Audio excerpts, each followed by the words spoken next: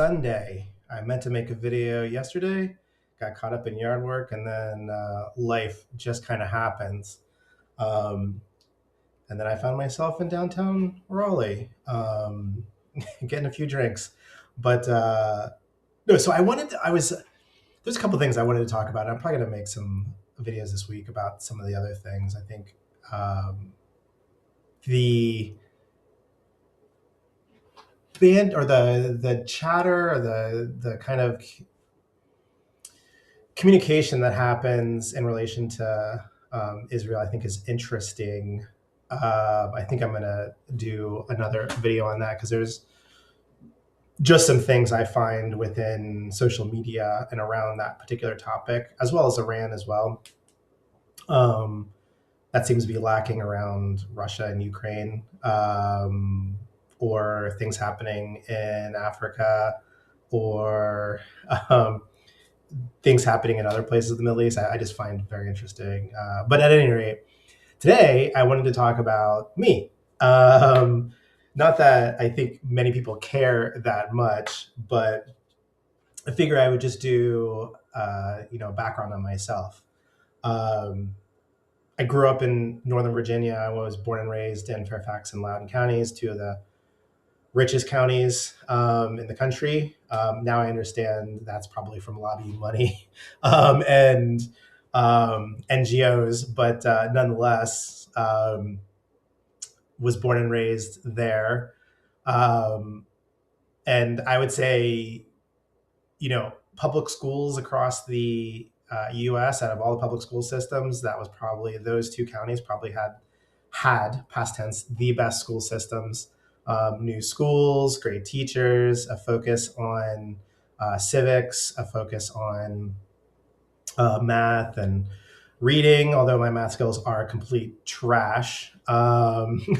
Reading skills, pretty good. Math is not my strong suit, and also focus in sciences. And so you have a lot of really great people that come out of the public school system there, and then also they have expansions on the public school system for high achievers. I think I mentioned it in another video. Thomas Jefferson, better known as TJ, in Northern Virginia, was like the school to go to if you were an overachiever in elementary school and middle school and high school. If you went to TJ, chances are you went to places like UVA, which is a very hard school to get into, or MIT, or you graduated with honors from like Virginia Tech or another engineering focused school in the US, but nonetheless, great growing up there. If you can't see over here, I was a competitive skier. I went to Junior Olympics. I'm heavily into cars, went to racing school, got my signed Senna poster, which is down there, which is great. Clearly, I'm into all things space. I need to get a Blue Origin flag to put up there. I'm running out of space, but I will get one. Blue Origin is a player. So is Rocket Lab to a certain extent, but SpaceX and Blue Origin, I think, are going to be the companies that are going to take us far, far into the future. And a lot of people are talking about the Blue Origin explosion during testing.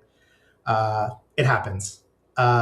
If you didn't know, there's an entire montage of videos of SpaceX explosions, which is basically all they did leading up to the first actual launch of a Falcon rocket, which was the third launch. The first two blew up. The third, if it didn't launch, would have shuttered SpaceX, and we wouldn't have the SpaceX that we have today. But the launch was successful, and history kind of writes itself from there. I left Northern Virginia to move to New York, which I lived there for 17 years. I would say I wouldn't take back that time at all. New York is a place where you're tested.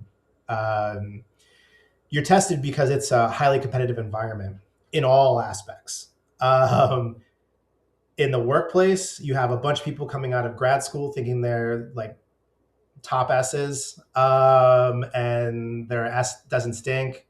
And they learn real quick that in the real world, the things that you learn in business school apply at a level, but they do not help you with understanding the basics of how to be a salesperson or how to actually do a job. And you have a lot of people that come off the street and succeed in New York City because they have grit and determination, and they're picking themselves up by their bootstraps. A term I hate hearing, but is definitely true in New York City. If you can make it there, you can generally make it anywhere.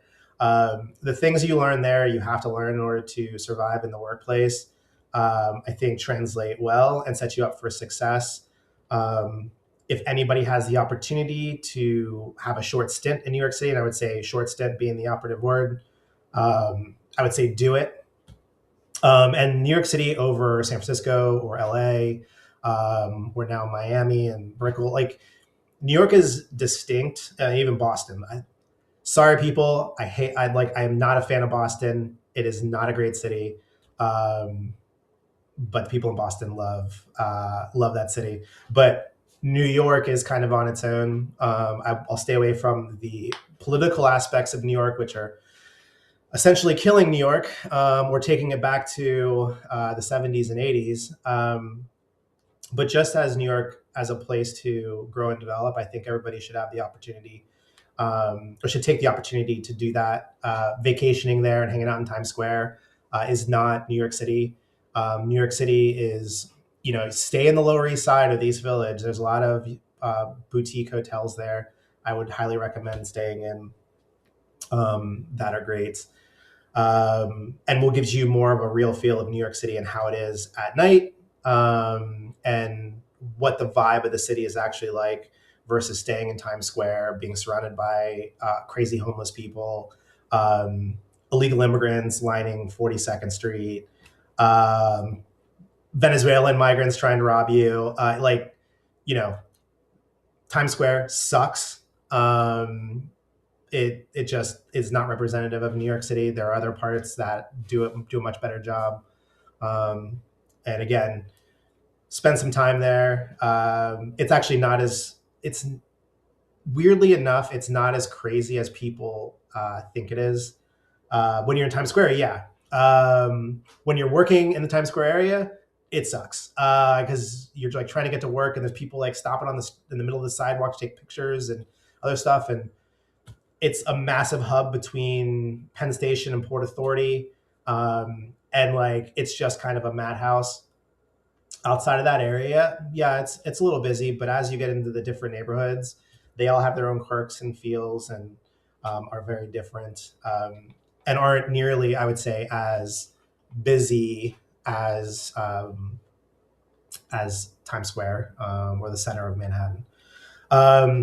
I left New York City after my 17 years there to move to North Carolina. Now I'm in the RDU area, which is better known as the Triangle, or the Raleigh Durham area. Moved down here because housing is cheaper. Buying a 700 square foot, $1.2 million 2-bedroom apartment in New York City is dumb. It's absolutely dumb. It makes no sense. And the only reason I know it's dumb is because I grew up, again, in Northern Virginia. I grew up in the suburbs. I know what having space is like and what home ownership or the possibilities of home ownership are. In New York City, doesn't exist. You can make $150,000 in New York City. You can't get an apartment. Maybe actually you can get an apartment. You can get a studio apartment. Maybe it's an alcove studio where you can put up a faux wall and make it feel like it's a 1 bedroom, and have a bedroom that is basically the size of your bed. That is not a way to live. It is not a place to raise kids. And at a certain point, you just age out of New York City. There are a lot of people that are going to stay in New York City far into their late 40s and 50s and still want to go out and do all the things. But at some point, like life hits you and you start to look around and realize that you're the oldest person out, and it just becomes weird at that point. And it takes some people longer to get to that realization than others. And the only way to stay in New York City is to, if you're a female, marry someone who's in banking, finance, who makes a crap ton of money and can afford the lifestyle there for the rest of their life and potentially retire there. But if you're a person, making 100 to 200K or less, it is not the place you want to reside. And ultimately, that the entire narrative, by the way, for housing is unaffordable is because of cities. I can tell you, and again, I suppose it's relative. If you're looking at $1.2 million, 700 square foot apartments in New York City, then buying a $700,000 single family home in the suburbs of North Carolina doesn't seem like a lot of money. And 700K may seem like a lot of money to other people. But just generally in the area, it's about setting the right expectations. If I couldn't afford this house, I probably would have bought a townhouse for 400K. Again, housing is affordable. You just have to leave the bubble that you're in. And usually all the people that are saying the housing is unaffordable are people that live in major cities, especially in New York City. Housing is unaffordable there, and there's a multitude of reasons of why that is. But now I live in North Carolina. I'm here till God knows when. I may die here. We'll see. But I've got friends in the area that came down from Northern Virginia that were here before I moved here, which is ultimately why I chose this area. But the biggest things I have to worry about are doing yard work and what brewery we're going to go to on the weekend. Like, life is just so much simpler here. And if we want to get into some craziness at bars with people that are relatively our own age, we can go to downtown Raleigh, or we can go to downtown Durham or Chapel Hill, or other areas in the Triangle. It's good. It's good living down here. Now, about me, just I'm self-deprecating to a certain extent. I know my voice not great. I always think my voice sounds gay. That's just me, and I don't know if that's like the way people feel when they hear their own voice. But I just my voice sounds gay. I mean, now I know why it just annoys people that have to listen to the videos. They're like, this guy has this annoying voice, and I got to power through this video, or I'm just gonna turn it off. But nonetheless, that's just what I think about myself. Now, why do I wear the hat? I started wearing the hat when I was in New York City, and I did it for two reasons. One was because I want people to know that Republicans exist around them. I think when you're in a heavily liberal area, you tend to just assume that everybody around you shares the same ideas as you. Not the case. Not the case. And this is a constant reminder to people that, like, hey, there are differing opinions on subjects, and like maybe you're not right about some things, maybe I'm not right about some things. I don't know. But the point is it's a reminder that we are here. Republicans are everywhere, and you shouldn't take it for granted that you're living in a heavily liberal area or Democrat area, and just try to silence a bunch of people that you may disagree with. We're out and we're about. The other thing is, it's just a reminder. It's a reminder to people that we are also human beings. And I say we, I'm talking about people with differing political views or ideology, in this case, Republican. Like, we're not bad people. Like, we're not out causing trouble. We're not out rioting. We're not out doing all the things. And we're not racist. I think that's what throws people off. And the funniest thing is, I have only gotten one negative comment about this hat since I started wearing it. And I made the joke when I to my girlfriend when I started wearing it. I'm like, some white liberal is going to lose her mind. Female white liberal is going to lose her mind and start coming up to me and saying stuff. Funny enough, I walk out of my apartment and um, right onto Park Avenue, and a dude walks out of one of the, like, they're all, I mean, super expensive co-ops that are there. Walks out and is like, "Bro, love your hat." And generally speaking, that is literally what I hear all the time. Every time I wear the hat out, somebody, at least one person, will walk up to me and say, "Dude, love the hat." Or they'll just look at me and go, one girl lost her mind. It was a friend of a friend. And she just could not, like, she just wanted to talk politics. We're like at a friend event.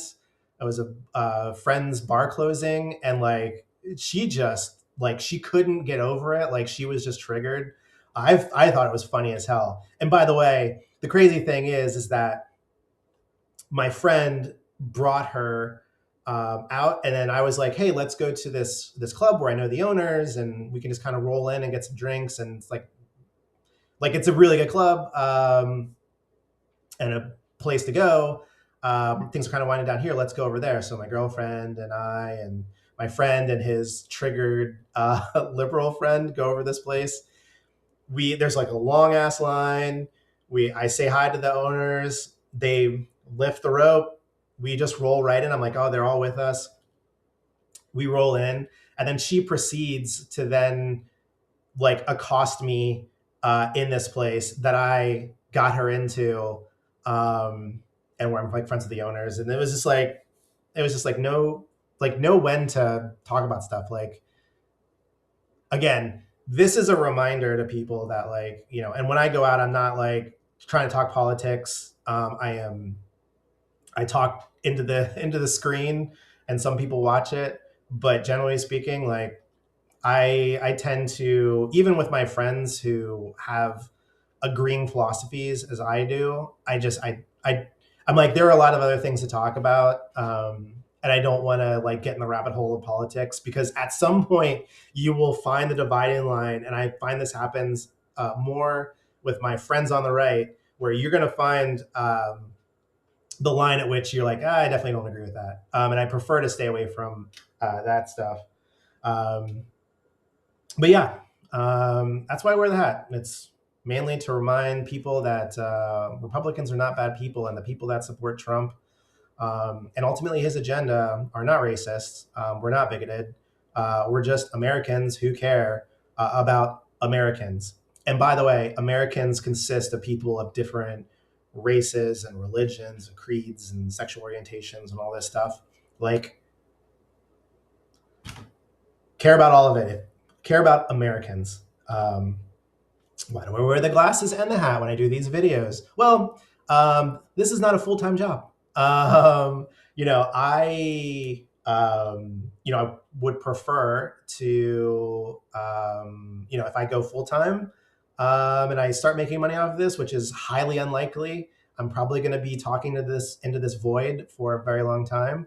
I find it therapeutic to a certain extent. It's good to be able to talk about politics, get ideas and thoughts off the chest versus keeping them in and like wanting to talk to other people about them, but also not wanting to talk about politics. So like, this is where I get all that stuff out.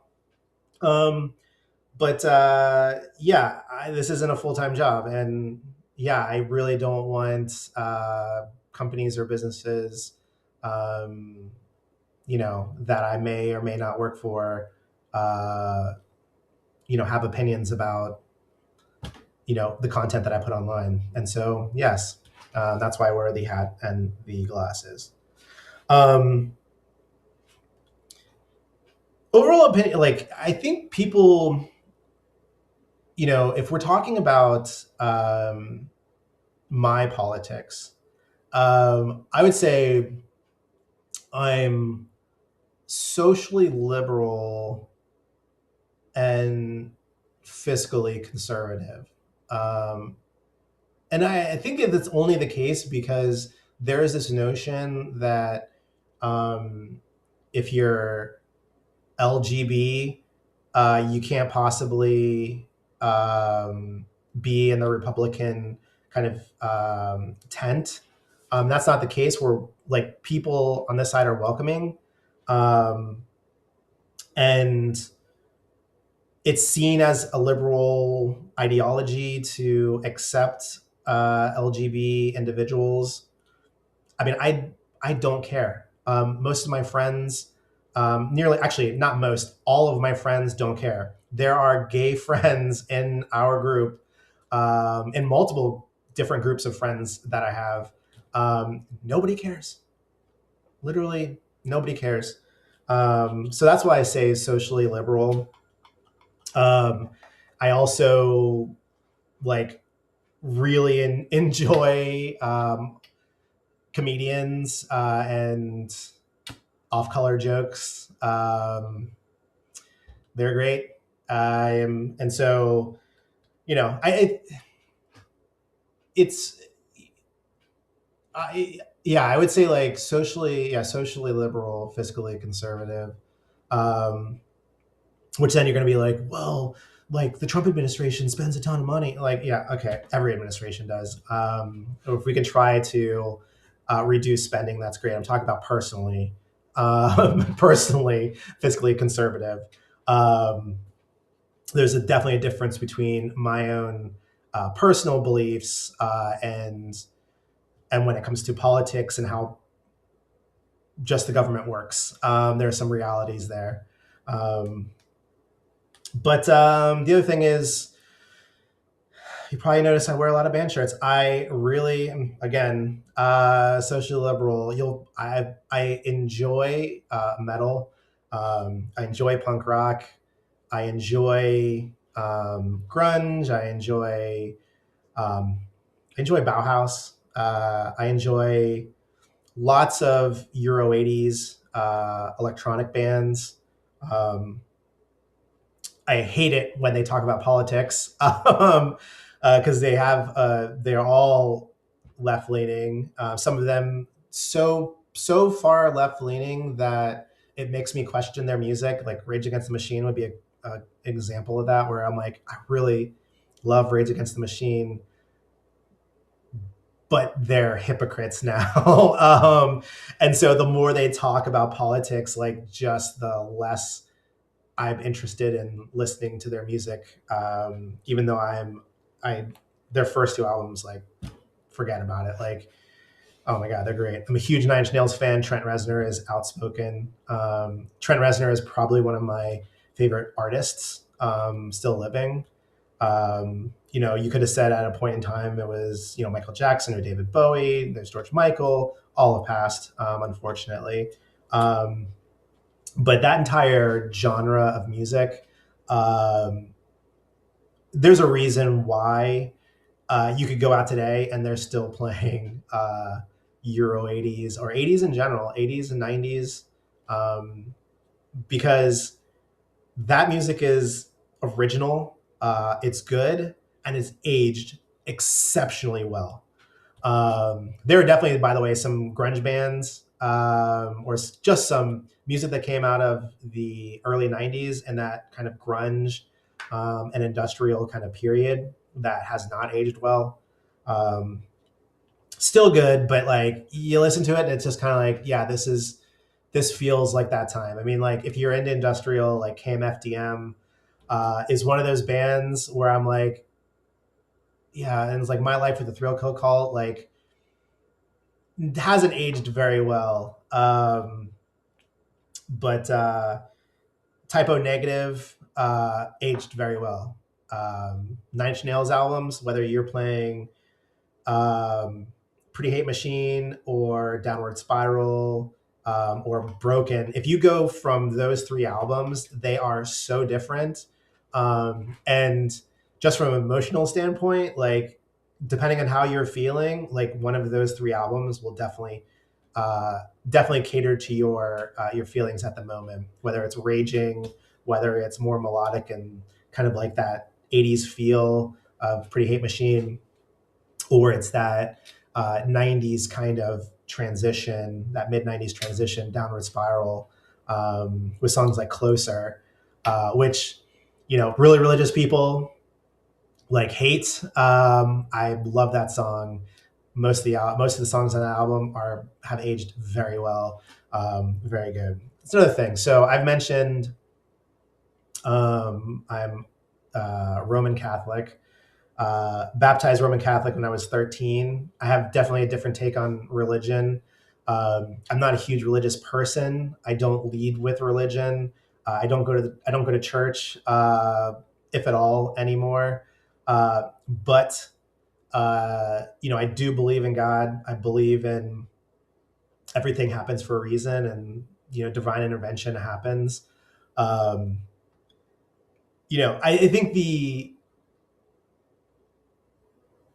my just personal take is like it gets harder and harder to answer the bigger questions, like where did we come from? Did we spawn out of the Big Bang? Like the question is, the question isn't whether the Big Bang happened. It was whether the Big Bang just continues to happen. Um, but something had to come from something.